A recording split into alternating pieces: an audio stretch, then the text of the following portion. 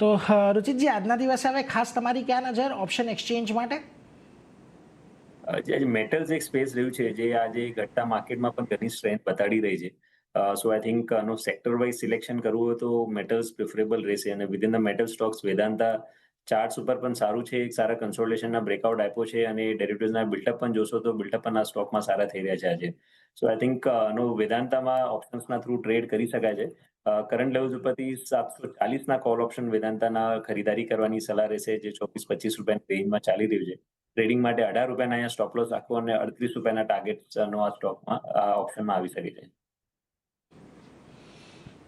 એટલે વેદાંતા પર ખાસ કરીને નજર રાખજો. હજી તેજી વધવાના સંકેત જો ગઈકાલે જ અહીંયા એક સારી તેજી હતી. આપણને એક બે દિવસ પહેલાં જે જેપી મોર્ગનના એક રિપોર્ટ આવતા જોવા મળ્યા હતા પરમ દિવસે, એને લઈને એક સારી તેજી હતી અને ત્યારબાદ જુઓ આ કાઉન્ટરમાં હજી પણ અહીંયાથી આપણને જે રેન્જ બ્રેકઆઉટ થતું જોવા મળ્યું છે. એટલે 740નો કોલ ઓપ્શન ખરીદો, 38નો ટાર્ગેટ અને 18નો સ્ટોપ લોસ તમારે અહીંયાથી રાખવાનો છે. એટલે એના પર એક નજર રાખજો. વેદાંતાને લઈને અહીંયાથી એક આ મત બનતો દેખાઈ રહ્યો છે. આગળ વધીએ, અન્ય સ્ટોક પર આજના દિવસે ચર્ચા કરવી છે કે જ્યાં આગળ આપણને થોડીક તેજી સાથેના સંકેતો બની રહ્યા છે અને એમાં થોડાક ડિફેન્સ કાઉન્ટર આજે જુઓ, HAL છે કે પછી ખાસ કરીને કોચિન શિપયાર્ડ છે કે મઝગાંવ ડોક છે, આ બધામાં થોડી ખરીદદારી આવી છે. હવે અહીંયા આપણે જોયું છે કે આ જ કરેક્શનની અંદર એક સારું એવું કરેક્શન પણ આપણને આ બધા સ્ટોકની અંદર આવતું જોવા મળ્યું, પરંતુ થોડીક પેસ અહીંયાથી રિબાઉન્ડની વધી રહી છે. તમને લાગે છે કે અત્યારે થોડુંક જે સેક્ટર ચર્નિંગ થઈ રહ્યું છે એમાં ડિફેન્સમાં કોઈક અત્યારે અલોકેશન કરી શકાય? યસ, અગર પોર્ટફોલિયો માટે થોડું mid to long term perspective જોવું હોય તો ડેફિનેટલી ડિફેન્સ સ્ટોક્સમાં એલોકેશન કરવું જોઈએ.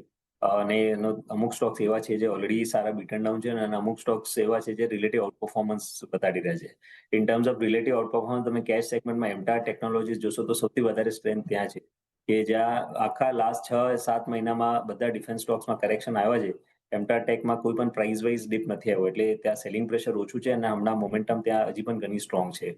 આની અલાવા પોર્ટફોલિયો માટે અપ્રોચ રાખવું તો ભારત ઇલેક્ટ્રોનિક્સ જેના 200 EMની આસપાસ ટ્રેડ કરી રહ્યા છે અને વિધિન ધ ડિફેન્સ સ્પેસ એનું શિપિંગ કંપનીઝના મઝગાંવ ડોક કરંટ લેવલ્સ ઉપર રિસ્ક રિવોર્ડ રેશિયો થોડું સારું ફેવરેબલ છે, કે જ્યાં અહીંયા પ્રાઇસ વાઇઝ ડાઉનસાઇડ લિમિટેડ લાગી રહ્યા છે. આઈ થિંક એમટાર છે, BEL છે, મઝગાંવ ડોક છે, આ ત્રણેય સ્ટોક્સ ટેકનિકલી સારા છે, પણ જેવું મેં કીધું કે ટ્રેડિંગ માટે નહીં, પણ મોર તમારે પોર્ટફોલિયો અપ્રોચ રાખવો હોય તો આ લેવલ્સ ઉપર એડ કરી શકાય છે. એટલે ટ્રેડિંગ દ્રષ્ટિએ નહીં, પરંતુ લાંબા ગાળાના રોકાણની દ્રષ્ટિએ મઝગાંવ ડોક, BEL, MTAR ટેક, આ બધા પર તમારે ખાસ નજર અહીંયાથી રાખવાની છે. એટલે એના પર એક ધ્યાન રાખતા રહેજો. પરંતુ એ સાથે